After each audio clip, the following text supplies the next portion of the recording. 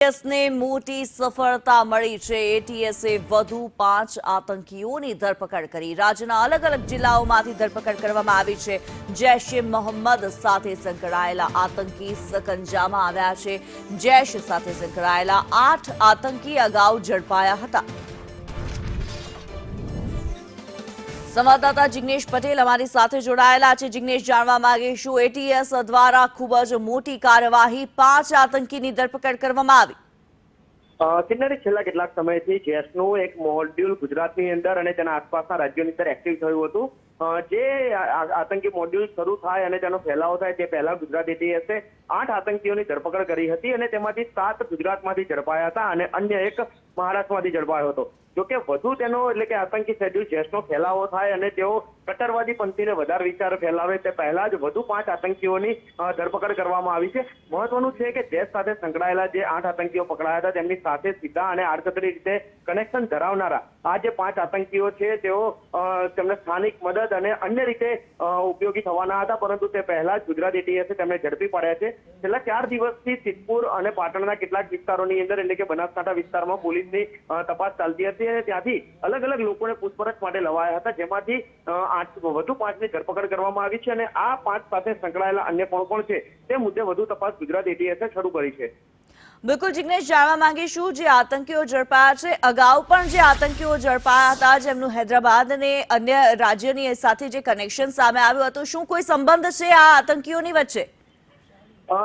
કિન્નરી, જે સિસ્ટમ માટે ચોંકાવનારી વાત એ છે કે આ જે આતંકીઓ છે તે સીધી રીતે એકબીજાના કોઈ પરિચયમાં કે કોઈ સંપર્કમાં નથી હોતા, પરંતુ તેઓ માત્ર એક સોશિયલ મીડિયાના પ્લેટફોર્મ થકી જ એકબીજાને કોન્ટેક્ટ કરતા હોય છે અને સાથે તેમના ઉપર એક એમનો હેન્ડલર હોય છે જે તમામ પર નજર રાખતો હોય છે અને તમામને એકબીજા સાથે કોન્ટેક્ટ કરાવતો હોય છે, પરંતુ એક પણ આતંકી સીધી રીતે એકબીજા સાથે કનેક્શનમાં હોય અથવા તો એકબીજા સાથે સીધી રીતે વાતચીત કરતા હોય તેવું હજી સુધી સામે નથી આવ્યું। પરંતુ જે આખી સિસ્ટમ છે જૈશની તે મુજબ તેઓ ડ્રોપ પોઈન્ટ એટલે કે ડેટ ડ્રોપ પોઈન્ટના આધારે એકબીજા સાથે સંપર્કમાં રહેતા હોય છે। એક વ્યક્તિ બીજાને નથી ઓળખતો, બીજાને નથી ઓળખતો, પરંતુ તેમનો જે હેન્ડલર હોય છે તે હેન્ડલર તમામ સાથે કોન્ટેક્ટમાં હોય છે અને તેના થકી જ આ જે આખું મોડ્યુલ છે તે કામ કરતું હોય છે। માટે આ આતંકીઓ એકબીજાને અગાઉ ક્યાં મળ્યા હતા કે કેમ, તેમનો શું રોલ હતો તે મુદ્દે એટીએસની તપાસ બાદ સામે આવશે, પરંતુ જ્યારે અગાઉ 8 આતંકીઓની ધરપકડ કરવામાં આવી છે ત્યારે પણ વડોદરા ખાતે તેઓ એક વ્યક્તિને મળ્યા હતા, તે કોણ હતો, તેનું નામ શું હતું તે સુદ્ધા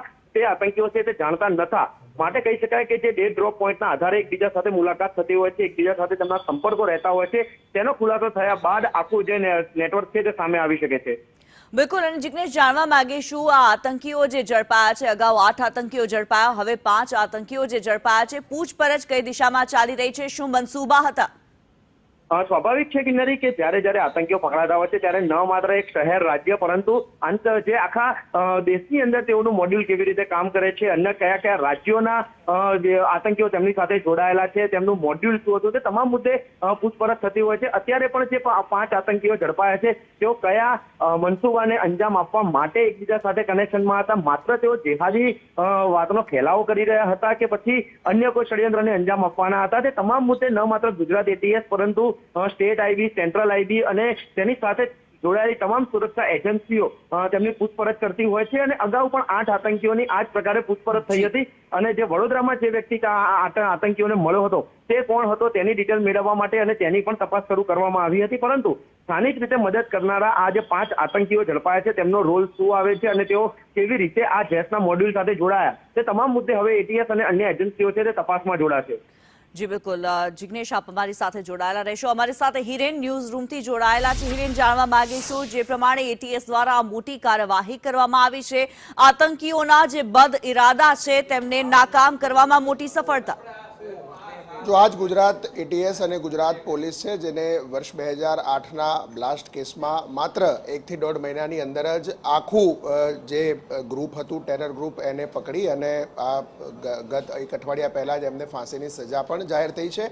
એ જ ગુજરાત પોલીસે થોડા દિવસ પહેલાં ઉત્તર ગુજરાત એટલે કે પાટણ અને બનાસકાંઠા આ 2 જિલ્લામાંથી 8 લોકોની ધરપકડ કરી હતી અને આ 8 લોકો જૈશ-એ મોહમ્મદ સાથે સંકળાયેલા હતા।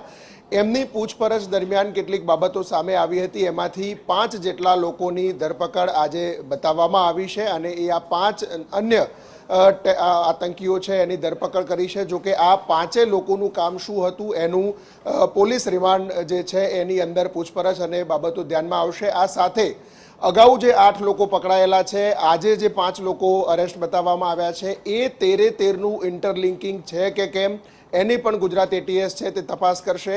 આ સાથે ગુજરાત એટીએસની સાથે અન્ય સેન્ટ્રલ એજન્સીઓ છે એ પણ ઇન્ટ્રોગેશન માટે આની અંદર જોડાશે, કારણ કે ભારતની અંદર આ આતંકી સંગઠન બેન છે અને ભારતમાં આ પ્રકારે આતંકી ગતિવિધિઓની પ્રવૃત્તિઓ જે ચલાવતા હતા, તો એના માટે એનઆઈએ સહિતની સેન્ટ્રલ એજન્સીઓ છે એ પણ આની અંદર ઝંપલાવે તેવી સંપૂર્ણ શક્યતાઓ અત્યારે દેખાઈ રહી છે.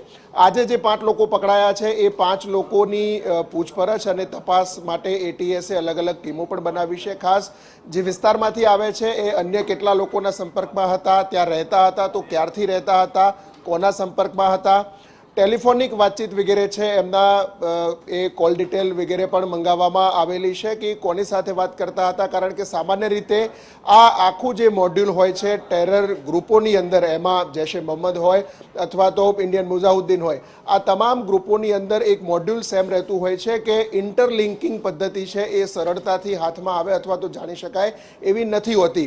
એકબીજા સાથે કોડવર્ડથી સંપર્ક થતો હોય છે અથવા તો આ તમામ લોકો સાથે જોડાયેલો એક વ્યક્તિ હોય છે ને એ તમામ લોકો સાથે વાતચીત કરતો હોય છે. ઇન્ટરલિંકિંગ પદ્ધતિમાં આ વ્યક્તિ કોણ છે, કોના દ્વારા કોને માહિતી આપવામાં આવતી હતી, આ તમામ બાબતો છે એ એટીએસ અત્યારે તપાસ કરી રહી છે. જરૂર પડશે તો ભારત સરકારની જે એજન્સીઓ છે એ પણ આની સાથે સંકલન કરી અને જોડાશે, કારણ કે આ જ ગુજરાત એટીએસના સિનિયર અધિકારીઓ અત્યારે ભારત સરકારની અલગ અલગ રો સહિતની એજન્સીઓમાં પણ સંકળાયેલા છે. બિલકુલ હિરેન, જાણવા માંગીશું અત્યાર સુધીની એટીએસ દ્વારા જે પૂછપરછ કરવામાં આવી છે, શું મોટા ખુલાસા થયા છે, અને મહત્વપૂર્ણ રીતે જાણવા માંગીશું શું અન્ય રાજ્યોની સાથે તાર જોડાયેલા હોઈ શકે છે? જો સ્વાભાવિક રીતે જે 8 લોકોની અગાઉ અરેસ્ટ કરવામાં આવ્યા હતા એ 8 લોકો પાસેથી એમની તપાસ અથવા તો એમના જે ગામ છે, ડીસા પાસેનું ગામ છે અથવા તો સિદ્ધપુર પાસે જે ગામમાં તપાસ એટીએસે કરી હતી, એ દરમિયાન પણ એમને કેટલીક વાંધાજનક વસ્તુઓ મળી આવી હતી, કેટલાક ડોક્યુમેન્ટ મળી આવ્યા હતા અને એ ડોક્યુમેન્ટ અને વસ્તુઓના આધારે સાથે એમના જે મોબાઈલ ફોન છે એ મોબાઈલ ફોનના ડેટા વગેરેની તપાસમાં અન્ય જે 5 નામો સામે આવ્યા હતા એમને પૂછપરછ માટે બોલાવવામાં આવ્યા હતા અને એમની પણ એની અંદર લિંક સામે આવતા એટીએસે સત્તાવાર ધરપકડ બતાવી છે અને 5 થી 6 દિવસના પોલીસ રિમાન્ડ પણ લગભગ એમને આપવામાં આવ્યા છે તેવી માહિતી અત્યારે મળી રહી છે. આ તમામ બાબતો જે છે એ બાબતો પર ચકાસણીના આધારે નવા પકડાયેલા 5 લોકો છે એમના ઘરે પણ સર્ચ ઓપરેશન, એમની પાસેથી એમના ઇલેક્ટ્રોનિક ગેજેટ્સ હશે તો એની ચકાસણી, જરૂર પડશે તો એફએસએલ સહિતની એજન્સીઓની પણ મદદ આની અંદર લેવામાં આવશે.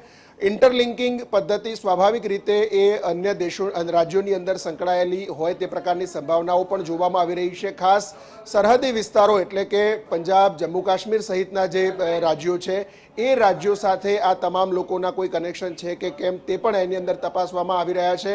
સામાન્ય રીતે જે પણ લોકો ભારતની અંદર આ પ્રકારે ઘૂસણખોરી કરતા હોય છે એ પંજાબ અથવા તો જમ્મુ કાશ્મીરથી ઘૂસણખોરી કરીને આવતા હોય છે, તો આ લોકો જે ભારતના છે અને અહીંયા રહીને આ પ્રકારની ગતિવિધિઓ ચલાવે છે તો એ અન્ય લોકો સાથે સંપર્કમાં છે, પાકિસ્તાની એજન્સીઓ અથવા તો પાકિસ્તાની આકાઓ સાથે સંપર્કમાં છે, તો ત્યાંથી કોઈ આવવાનું છે કે કેમ. ગુજરાતમાંથી પકડાયા છે પરંતુ ગુજરાતની સરહદ છે એ અત્યંત સેફ માનવામાં આવી રહી છે. અત્યાર સુધી કોઈ પણ પ્રકારની આવી ગતિવિધિઓ ગુજરાતની સરહદ ઉપરથી નથી પકડાઈ. જે પણ લોકો ગેરકાયદેસર રીતે ઘૂસણખોરી કરતા પકડાય છે એ ક્યાં તો ગાંડા હોય છે અથવા તો અસ્થિર મગજના હોય છે, એવા ભારતીય સરહદ ગુજરાતની સરહદ પરથી પકડાય છે. એટલા જ માટે આ જે વિસ્તારો આવેલા છે પાટણ અને બનાસકાંઠા, આ બંને જિલ્લામાંથી આ નેટવર્ક પકડાયું છે અને આ બંને જિલ્લાઓ પણ પાકિસ્તાનની સરહદને અડીને આવેલા જિલ્લાઓ છે અને એટલા જ માટે એટીએસ સહિતની એજન્સીઓ પણ આ વિસ્તારોની અંદર સતર્ક છે. સેન્ટ્રલ એજન્સીઓને પણ આઈબી, રો સહિતની એજન્સીઓને પણ સતર્ક રહેવા માટે સૂચના આપવામાં આવી છે અને અન્ય રાજ્યો સાથે સંકલન છે કે કેમ તે પણ તપાસાઈ રહ્યું છે. જી, ધન્યવાદ હિરેન આ માહિતી માટે.